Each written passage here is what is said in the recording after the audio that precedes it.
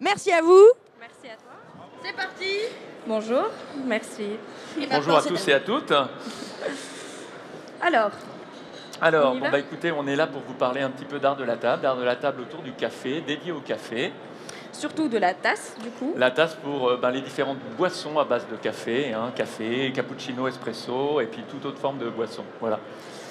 Donc, on démarre un peu la présentation. Alors, parfois, vous entendez peut-être des gens professionnels parler de la tasse à café. La vérité est dans la tasse. Comment peut-on sublimer le café à travers une tasse? Alors, on va en parler un petit peu. Oui. Alors, Donc, d'abord, Donia, qu'est-ce qu'une tasse et depuis quand parle-t-on de tasse? Alors, il faut savoir que le mot tasse vient de l'étymologie arabe tassa. Donc, une tassa, c'est un contenant qui permet de boire une boisson. Que ce soit du café, de la soupe, de l'eau, Ça peu peut importe. marcher. Donc, en gros, c'est un contenant. Voilà donc pour l'étymologie. Ah, Jean-Thierry. ça n'a pas l'air passé. Donc, on parle aussi d'origine rustique de la tasse. Donc, il faut savoir que le café est répandu dès le 9e siècle au Yémen et en Éthiopie. Et à ce moment-là, les gens buvaient le café dans des bols, donc des bols en métal, en terre cuite ou en bois. Ah, c'était très rustique, hein, c'était vraiment très artisanal. Il ne faut pas croire que c'est les tasses d'aujourd'hui, sérielles et tout. Il y avait donc une pièce unique, c'était vraiment des chefs-d'œuvre. Donc après, au XIIIe siècle, XIIe siècle, avec la propagation du café en Turquie par les Arabes, Dans tout le Moyen-Orient. oui, dans tout le Moyen-Orient plutôt, on parle du zarf. Donc peu de gens connaissent le zarf. Le zarf est un pied qui permet de porter le bol. Ça servait en gros pour que les personnes ne se brûlent pas. Donc on mettait le bol sur un pied. Voilà. Alors par la suite, évidemment, le café a continué de se propager à travers le monde, en arrivant dans les cours européennes, on pourrait dire aux environs du XVIIe siècle, à la cour notamment du roi Soleil. Et alors à ce moment-là, comment était une tasse? Une tasse était de différentes formes. Elle pouvait être soit en forme de vase, soit en forme de coupe, toujours aussi dans des bols. Alors c'était un produit très artisanal, toutes les tasses étaient des exemplaires uniques, presque Oui. des œuvres d'art, toujours dans des matériaux rustiques mais de plus en plus nobles. Donc on passe justement à la porcelaine, à la faïence, etc. Et les gens à l'époque consommaient dans des bols, donc comme on le disait tout à l'heure, des bols qui pouvaient venir d'Asie, de Chine, du Japon, puisqu'il y avait déjà du commerce au XVIIe siècle, la Compagnie des Indes, vous connaissez peut-être, qui ramenait des produits de là-bas. Voilà. Donc la série et l'industrie sont nées au XVIIe siècle. C'est là qu'on commence à créer effectivement des séries de tasses. Sous et que les- Colbert et les manufactures royales. Voilà. Donc il y avait différentes formes de tasses. On parlait de formes rondes, de formes évasées. Donc c'est là que ça commence à se préciser. Les formes rondes sont plus adaptées pour le café, les formes évasées plus pour le thé. Et Jean-Thierry va vous dire aussi les différentes appellations que Oui, alors les donc tasses évidemment, avaient. la tasse commençait déjà à avoir des spécificités particulières. On prenait par exemple des trembleuses, peut-être pour les personnes un peu âgées, qui voulaient boire du bouillon. Et en fait, autour du corps de tasse, on construisait une sous-tasse qui remontait et ça évitait que ça se renverse. Sinon, vous avez aussi des tasses, par exemple la tasse moustache, C'est celle que que vous j'adore. pouvez voir ici en visuel. Aujourd'hui, ça reste une tasse qui pourrait être très contemporaine, aussi pour les geeks du café, qui pourraient avoir un petit peu de café sur la moustache. Donc, comme l'exemple, en gros, la tasse moustache, on passe à autre chose, l'attente produit et service rendu. Donc, il faut savoir que les attentes entre le consommateur et le barista sont différentes.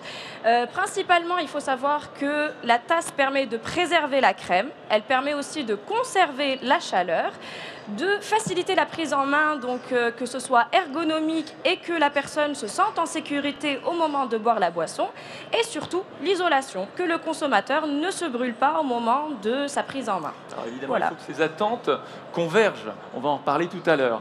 Donc vous pouvez voir un certain nombre de produits. Ici, on vous a amené des petites tasses, mais elles sont toutes différentes.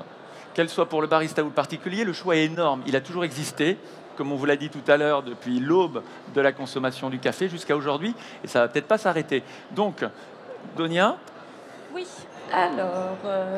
alors, on va s'arrêter sur des petites solutions qui différencient les produits, des solutions donc qui peuvent être classiques et toujours utilisées aujourd'hui. Donc, Là, là, on a pris l'exemple donc de l'isolation et de l'isothermie. Les solutions thermiques classiques dont on parle, c'est la simple paroi. L'isothermie se crée donc par l'épaisseur de la matière utilisée.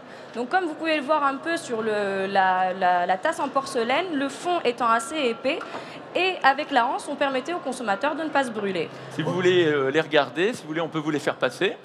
Que vous voyez un petit peu comment c'est. Alors vous allez me dire, mais bon, ça ressemble aux tasses que je connais. Ben, pourtant non, elles sont toutes différentes. Elles sont très travaillées. Là, vous avez des fonds arrondis qui sont peut-être différents des tasses que vous utilisez. Là, vous avez des modèles qui viennent de l'époque qu'on parlait, du XVIIe, XVIIIe siècle. C'est ce qu'on appelait des brûlots. On en trouvait dans toute la France. Le fond était déjà parfaitement rond, comme les baristas peuvent l'attendre. Et à droite, vous avez quoi? Vous avez le même produit. Vous allez me dire, ben non, c'est un produit d'aujourd'hui qui a été fait en 2010 environ, en Italie, pour un torréfacteur italien cher à Luca Casadei, notre champion français, un de nos champions français, pour la dégustation de l'espresso. Donc c'est intéressant les connexions qu'il peut y avoir entre le passé, le présent et on pourrait dire le futur. À droite, vous avez aussi un produit du 19e qui servait à la consommation du café, qu'il est là aussi en verre pour la transparence du café qu'on cherchait déjà à l'époque.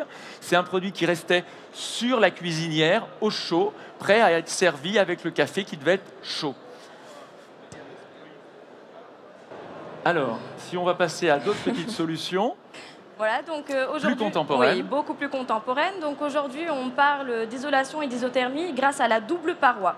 Donc la double paroi, eh bien c'est quoi? Jean-Thierry a expliqué. On pourrait dire que c'est une chambre à air, pas comme une chambre à air de pneus de vélo, mais une chambre à air comme une thermos, tout simplement. Vous avez tous utilisé une thermos. Eh bien, ça s'est démocratisé sur un certain nombre d'objets grâce à l'évolution de la technologie. Et là, vous avez sur votre gauche un produit en métal. Ouais. Ensuite, un produit en porcelaine, tout simplement, toujours avec des techniques de coulage spécifiques. Un produit en verre, soufflé. Et à droite, un produit en papier, là aussi double paroi. On peut le faire en plastique, ça existe. Il y a plein de technologies. Et la technologie est essentielle pour le développement et la démocratisation de ces produits. Donc la problématique principale aujourd'hui, c'est de réussir à mettre dans un même cercle, en gros, les attentes de tous les acteurs. Satisfaire toutes voilà. Ces personnes qui sont des personnes qui ont leur raison, leur motivation, leur raison d'être, et qui ont autour du café, eux, leur mot à dire. Alors, qui sont-ils? On parle du consommateur, principalement. Du l'amateur de café plus éclairé. Oui, du consommateur, du barista, du coup, qui, lui, va servir le café et utiliser la tasse quotidiennement. Et de la même manière, n'importe quel chef ou sommelier. Exactement. Directeur de la restauration. Alors, le directeur de la restauration, il ne faut pas les oublier, ils sont partout présents sur ce salon. Eux aussi, oui. Ils ont besoin du service en salle. Ils ont besoin que la tasse ne tombe pas du plateau. Ils ont besoin que les tasses peut-être s'empilent ou ne s'empilent pas, comme chez vous dans vos placards.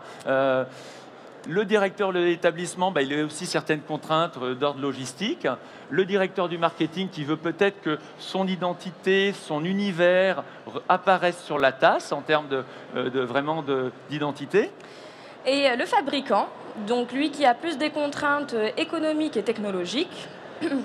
Et enfin, l'ingénieur. Qui va peut-être créer, innover, comme le designer, apporter des plus qui vont permettre la différenciation, la valorisation pour tous les autres acteurs. Voilà.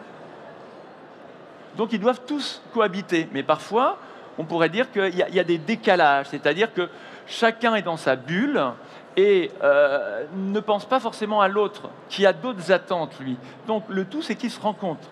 Alors, vous avez le barista qui, lui, veut quoi? Qui veut du confort et de la reproductivité. Un café parfait. C'est ça. Et de l'autre côté, l'ingénieur qui lui aussi est dans sa bulle parce qu'il veut, le designer, créer un super beau produit, le produit objet, icône. Mais bon, ils ne dialoguent pas forcément ensemble, il faudrait qu'ils dialoguent. Et de l'autre côté, il y a qui? Le consommateur et le marché. Voilà. Et de la même manière, il y a l'industrie, il y a la notion de durabilité, il y a la notion de confort d'usage et de reproductibilité, parce que ce n'est pas le tout. Il faut aussi que ça puisse aujourd'hui être industrialisé à un prix correct et raisonnable. Voilà, qui correspondent aux attentes des différents industriels qui sont aussi présents ici sur ce salon. Et cette amélioration, ces possibilités d'évolution sont possibles à partir du moment où on va partager les progrès. Voilà. Alors, bon, je ne sais pas quels sont vos goûts. Je pense qu'ici, nous sommes tous différents. Nous avons tous un passé, une culture. On vient tous de pays différents, Et donc, perceptions différentes. même au niveau gustatif, on n'a pas forcément les mêmes envies de café.